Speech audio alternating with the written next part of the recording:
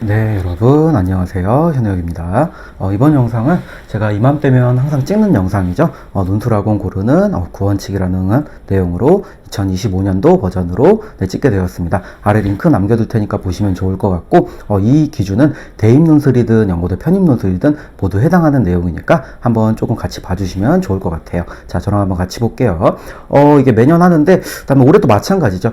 이 논술이라는 제도가 2000년도 후반에 우리나라에 들어왔는데, 네, 아직까지, 그러니까 오래된 시험은 아니죠. 그러다 보니까 너무 옛날 방법으로 가르치는 선생님들이나 학원이 많다 보니까, 제가, 이게 학생들이 가장 중요한 건 시간이잖아요. 중요한 건. 그러다 보니까 시행착오를 많이 겪을까봐 그런 의미에서 찍게 되고요. 그래서, 여러분이 좀 잘 고려하셔서 학원을 잘 선택하시면 좋을 것 같고, 그 다음에 제가 미리 얘기하는데, 항상 하면 악플도 달리는데 미리 한번 얘기할게요. 이게 제가 홍보글로 보이고 싶지도 않아요. 그리고, 그 다음에, 저는 우리 학원 자체는 최선을 다해서 공부하고자 하는 학생을 가르치자는 운영 방침도 있고 저희 그런 가치관이 있기 때문에 저희 학원은 등록하지 않으셔도 돼요. 하지 마세요. 아시겠죠? 저의 캐파도 한정되어 있기 때문에 너무 많은 학생 받을 수도 없어요. 아시겠죠? 그래서 별로 그런 의미에서 쓰는 것도 아닙니다. 아시겠죠? 근데 제가 상담하면은 조금 너무 많이 좀 심하다라는 그런 분들이 좀 많이 보여서 그냥 찍는 것 뿐이니까 절대로 그런 것 때문에 찍는 거 아닙니다. 네, 그냥 한번 필요하신 분들은 참고하셔서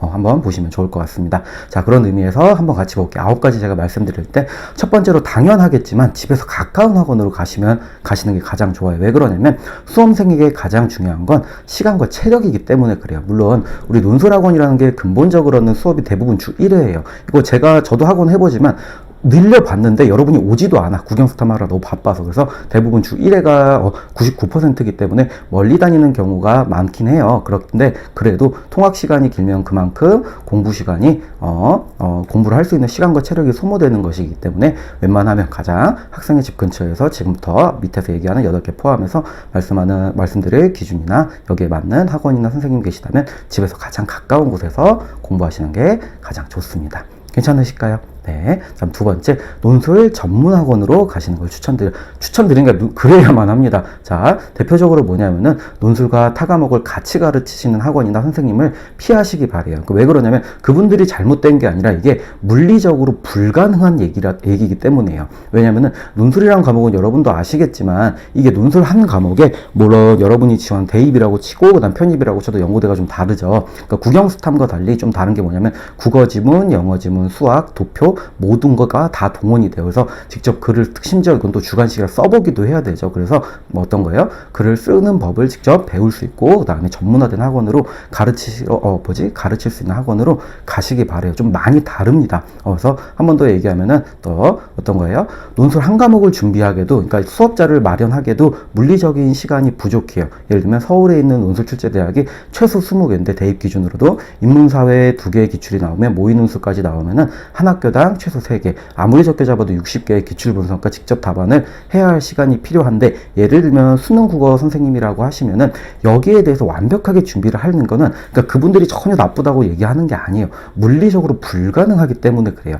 그래서 이렇게 하시기보다는 당연하게도 비전문적인 일이기 때문에 여러분이 합격을 더 원한다면 논술을 전문적으로 가르칠 수 있는 학원으로 가시기를 바라겠습니다. 괜찮으실까요? 네, 두 번째 말씀드렸고요. 그 다음에 세 번째는 당연히 이건 여러분이 많이 아시는 내용일 거예요. 우리 선생님이 직접 첨삭해 주는 학원으로 가시기 바랍니다. 첨삭 조교가 아니라 합격생, 대학생. 자, 강사가 우리 직접 첨삭해 주지 않는 이런 학원은 좀 피하시기 바라고 주로 대형 학원에 있는 경우인데 꼭 대형 학원을 제가 나쁘게 얘기하는 건 아니에요. 대형 학원에도 좋은 선생님들 많아요. 그래서 근데 왜 그러냐면 첨삭에는 시간이 많이 들고 유지하고자 우리 첨삭 조교를 쓰는데 이게 어떤 거예요? 당연히 저도 대부분 다 합격생들 많아요. 근데 이게 왜 문제가 되냐면 대학생의 첨삭 수준과 실력이 강사 선생님들의 많이 떨어지기도 때문이고 더 중요한 건 뭐냐면 첨삭 우리 대학생 친구들이 너무 혹은 첨삭 전문 선생님의 실력이 좋아도 이게 문제가 뭐냐면 수업을 하는 사람과 첨삭하는 사람이 다르면 어떤 얘기예요? 강사 선생님과 첨삭 조교가 다르다면은 글쓰기의 절대적 기준이 모호해진다는 얘기예요. 그래서 제가 그거 하나 쓰는 거를 좀 까먹었구나. 그래서 여기 한 번만 더 추가하자면은 논술학원을 여러 개 다니는 것도 저는 비추합니다. 괜찮으실까요?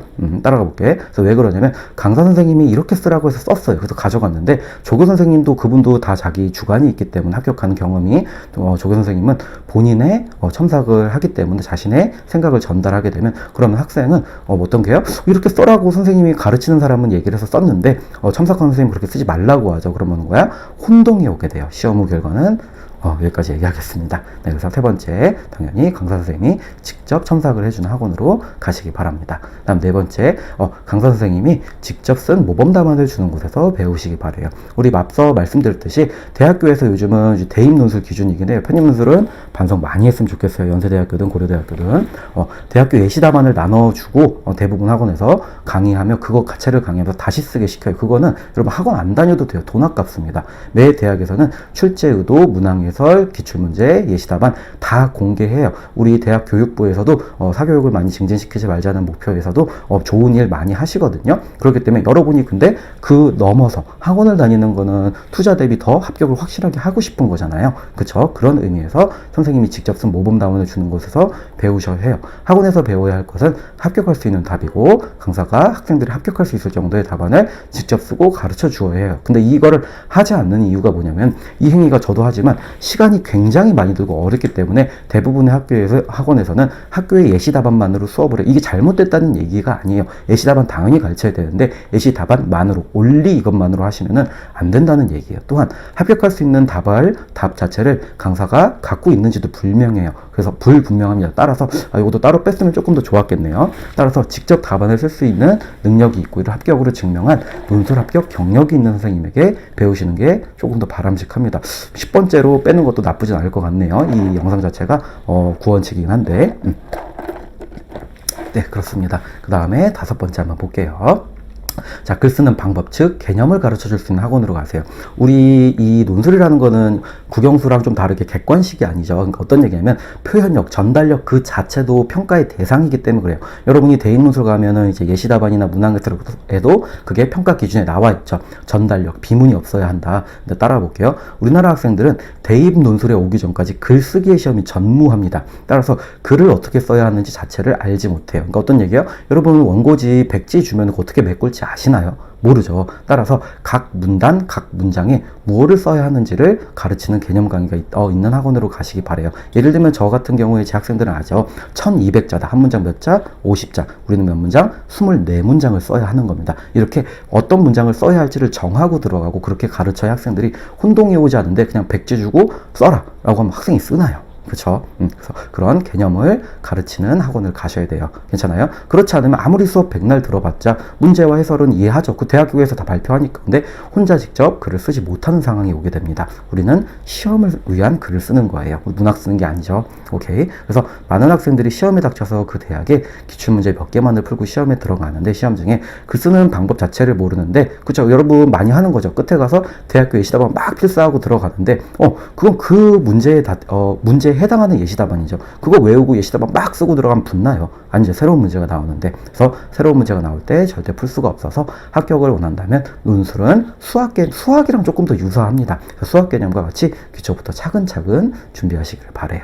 그 다음에 여섯 번째, 요거는 당연하겠지만 모든 학원이 마찬가지인데 학생 개개인에게 신경을 써줄 수 있는 학원으로 가시기 바랍니다. 이는 비단 논술학원에 해당되는 내용은 아닌데 논술학원에 더더욱 필요한 덕목이 왜 그러면 첨삭이기 때문에 그래요. 괜찮아요? 학생을 우리 합격시키기 위해서는 이게 주관식이다 보니까 옆에서 한 번 더 자연스럽게 학생 자체가 이 글을 잘 이해를 했는지 괜찮아요. 주관식이라서 그래요. 첨삭이라서. 그래서 수업은 잘 따라오는지 학생의 글 자체에서 써온 거를 어떻게 고쳐야 할 점은 뭐고 어떤 게 실수가 반복되고 일일이 코칭을 해야 되는데 이를 위해서는 개인적 분석이 조금 필요합니다. 그래서 학생 여러분과 본인에게 신경 쓰고 있지 않다는 생각이 든다면 더더욱이 과감하게 다른 학원으로 옮기시기를 추천드려요. 그래서 학생 개개인에 맞는 관심과 케어가 없다면 당연하게도 모든 건 확률이죠. 합격 가능성의 확률은 줄어들기 때문에 그렇습니다. 괜찮으실까요? 다음에 7번째 볼게요. 이것도 제가 항상 하는 얘기인데, 논술을 강권하는 학원은 피하세요. 저도 예를 들면 내보내거든요. 정말 안 될 것 같은 학생은, 자, 논술을 강권하는 학원 무조건 합격할 수 있다. 자, 저 또한 논술 학원을 당연히 운영을 해야겠죠. 근데 이게 학생들 시간 낭비하는 거예요. 정말 안 될 것 같은 학생이 있거든요. 근데 근거 없이 무조건적인 합격을 보장한다는 학원은 거르셔야 돼요. 어떤 거예요? 그러니까 희망을 주는 거 다 좋은데 정말 안 될 것 같은 학생은, 혹은 논술도 하나의 방법일 뿐이지, 그쵸? 매우 중요한 부분은 아니기 때문에 따라가 볼게요. 예를 들면 이런 말들이 있는데, 수능 최저만 맞추면 붙는 실력이다. 두 번째, 최저 없는 연대 한양대 같은 대학교를 준비하면 된다. 그래서 합격 가능성이 충분해 보인다. 세 번째, 글을 너무 잘 쓴다. 천부적이다. 이런 말 하시면 안 됩니다. 괜찮으실까요? 이런 말들 해줄 건데, 그러니까 진짜일 수도 있는데 대부분 확실하진 않아요. 저도 칭찬을 아무 때나 남발하지 않습니다.